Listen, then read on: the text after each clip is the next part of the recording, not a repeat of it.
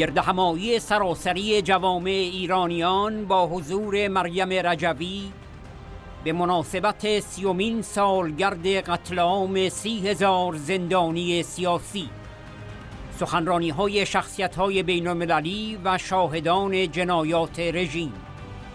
3 شهریور ماه 1397.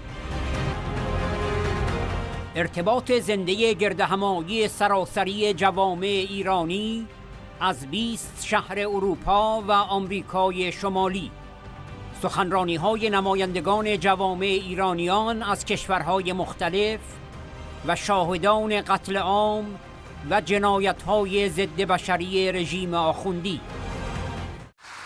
به مناسبت 30مین سالگرد قتل عام 30,000 زندانی سیاسی در سال 67، گردهمایی سراسری جوامع ایرانیان در خارج کشور با حضور خانم مریم رجوی، رئیس جمهور برگزیده مقاومت، و با شرکت و سخنرانی شخصیت‌هایی از کشورهای مختلف جهان برگزار شد. در گردهمایی سراسری جوامع ایرانیان که با ارتباط زنده از 20 شهر اروپا و آمریکای شمالی از طریق ویدیو کنفرانس برگزار شد، شرکت کنندگان و سخنرانان و شاهدان قتل عام و جنایات رژیم از کشورهای فرانسه، آلمان، انگلستان، هلند، سوئد، نروژ، دانمارک، فنلاند، سوئیس، ایتالیا، بلژیک، اتریش، رومانی و کانادا ضمن گرامی داشت یاد شهیدان قتل عام 67 و تجدید پیمان با آنها بر حمایت خود از قیام مردم به پا خاسته در سراسر ایران تأکید کردند. آنها جامعه جهانی را به اتخاذ سیاستی قاطع در قبال رژیم آخوندی و حسابرسی از آن به خاطر جنایاتش علیه مردم ایران و قیام کنندگان و به خاطر اعمال و توطئه‌های تروریستی و جاسوسی علیه مقاومت ایران در کشورهای اروپایی و آمریکا فرا خواندند.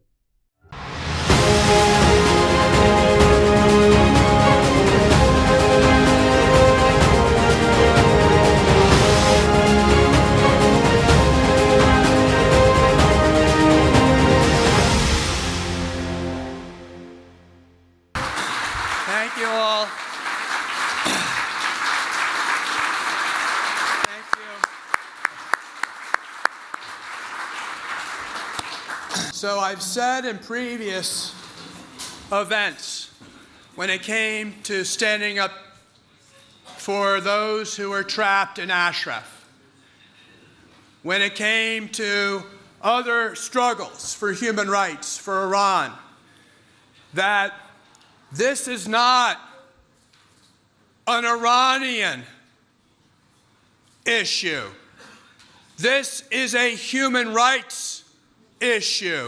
And it's the reason why we have people from all over the world gathered here to mark this 30th anniversary of 30,000 political prisoners being summarily executed by a totalitarian fascist regime, because we must remember them.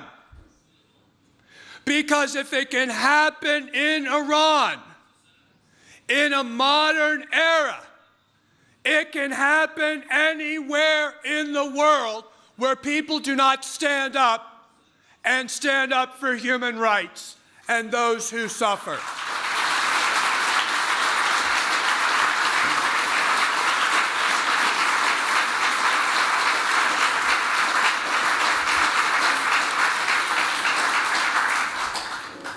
So, Martin Niemöller, a famous writer about the Jewish Holocaust, once said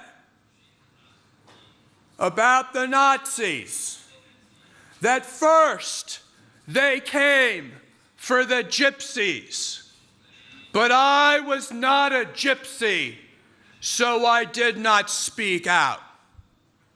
Then they came for the trade unionists, but I was not a trade unionist, so I did not speak out. Then they came for the Catholics, then they came for the Jews, and I was not a Jew, so I did not speak out. And finally, they came for me. And there was no one left to speak out. We are here today to remember these 30,000 martyrs, because it's important for all of us to know that there, but for the grace of God, goes each and every one of us and our families.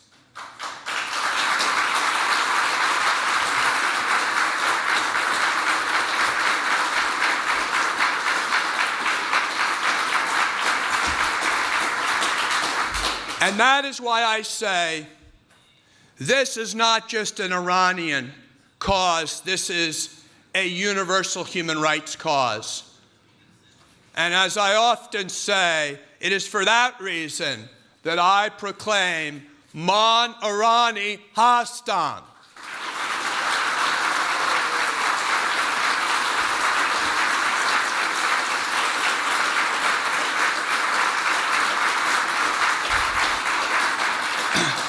How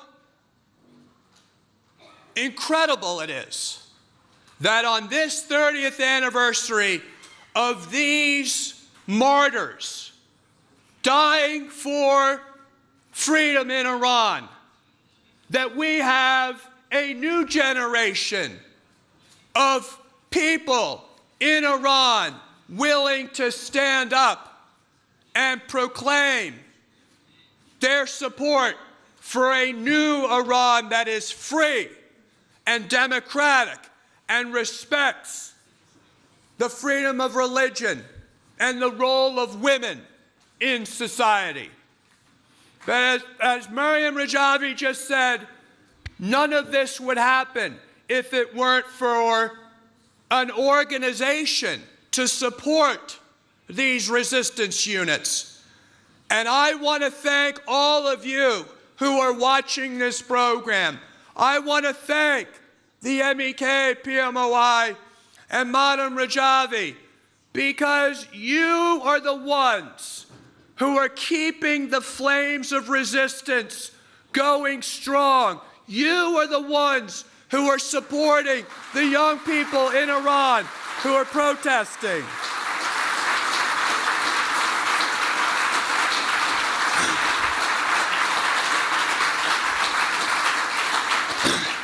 And you have the integrity of your beliefs, because you are the ones who fought the Shah, and you are the ones today fighting a new totalitarian dictatorship. So the PMOI MEK has been there on the side of freedom, whether it was fighting the oppression of the Shah or today fighting the theocratic regime of the mullahs.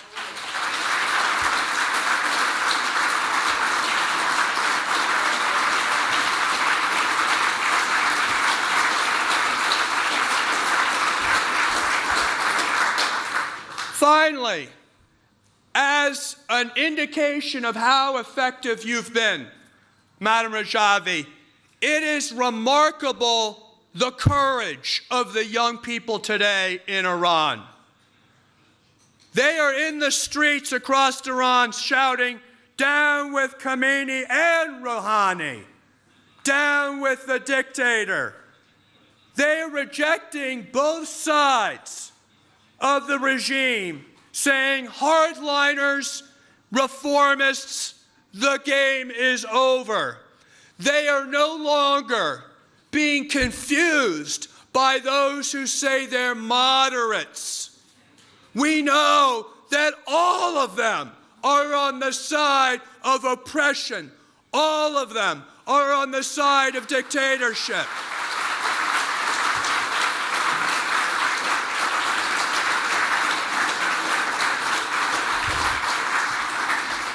And if you never felt that the MEK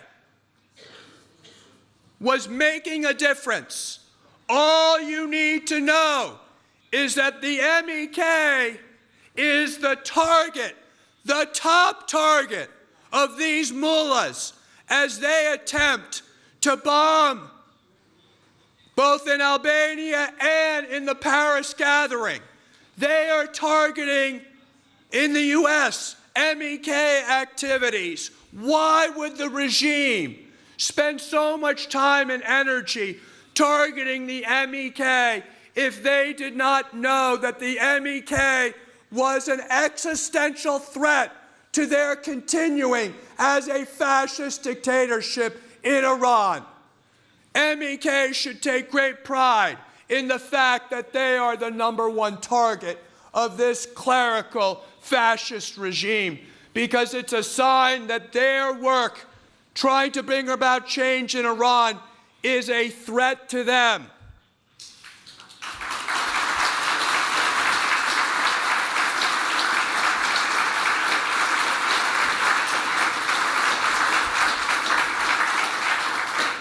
So, to the young protesters all across Iran who are honoring the martyrs, 30,000 martyrs over 30 years ago, they are honoring their sacrifice by taking to the streets all across Iran. Let me just say a personal word. Today is also the anniversary of my father's death. But I was very fortunate. My father lived a full life, and he died of natural causes. I cannot imagine being any one of those family members who lost a loved one due to the fatwa. I cannot imagine having to live my life knowing that somewhere across Iran, my father, my mother, my sister or brother's remains are scattered somewhere in a field that no one has yet located. So I will say, this is why we all are here today, to repledge ourselves to the sacrifice that was made 30 years ago, and to make good on that sacrifice by bringing back a new and free and democratic Iran. Darud bar Kanun. Haye Sharushi.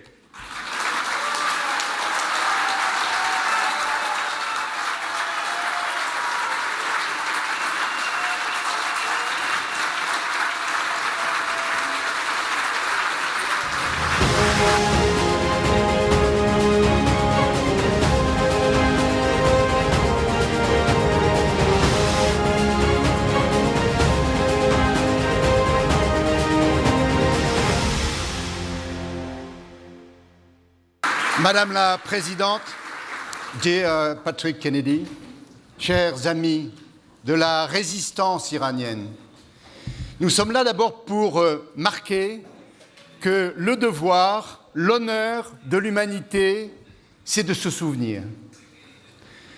Se souvenir 30 ans après ce massacre ignoble, horrible, crime contre l'humanité.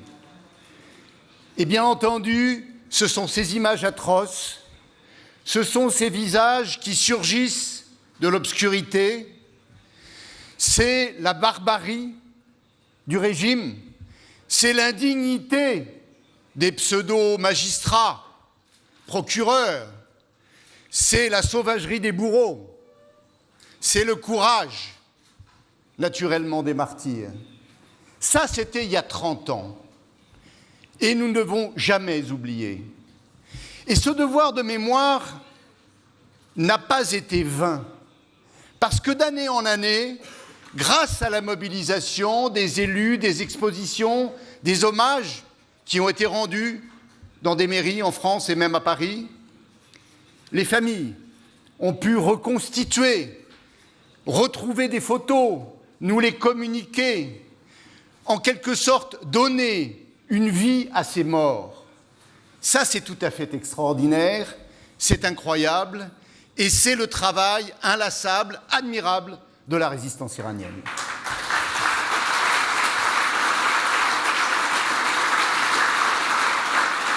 Ça, ces 30 000 morts, c'était en 1988, il y a 30 ans. Mais aujourd'hui, le combat continue. Comme vous l'avez rappelé, le 30 juin, nous étions ensemble à Villepinte. Et un attentat ignoble a été déjoué, un attentat dont nous aurions pu être victimes, bien sûr. Est-ce que cela doit nous faire capituler?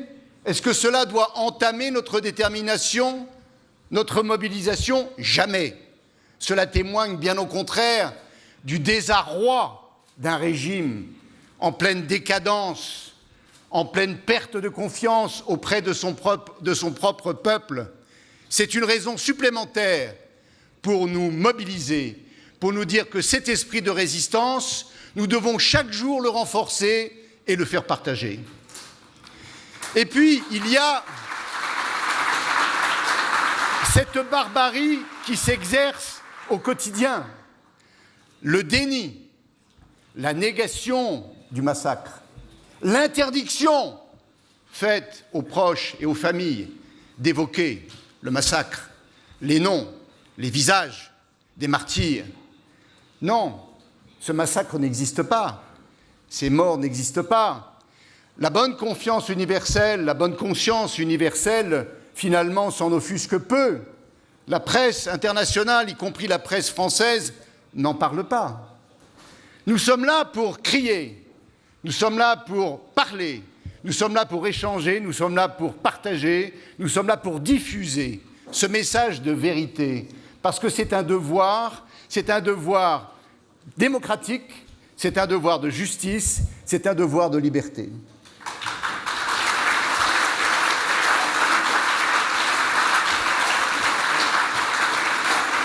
Aujourd'hui, chers amis, nous commémorons. C'est un beau terme. Ça veut dire que nous partageons cette mémoire, cette émotion, et qu'au même instant, nous avons les mêmes pensées dans le cœur et les mêmes images dans les yeux. Mais il y a deux autres très beaux mots qui sont mots dans toutes les langues. C'est le mot résistance et c'est le mot libération. Je les prononce aujourd'hui en un jour anniversaire important pour Paris, puisque le 25 août, c'est le jour de la libération de Paris, que nous avons d'ailleurs célébré ce matin dans toutes les mairies d'arrondissement de Paris, que c'est un jour qui reste toujours très fort dans la mémoire collective des Parisiens. Et c'est en ce jour symbolique, avec l'arrivée glorieuse, héroïque, du général Leclerc et du général de Gaulle, que l'on est passé de la résistance à la libération. Nous sommes des résistants. Nous sommes là pour partager cet esprit de résistance. Oui, la résistance a un but, c'est la libération.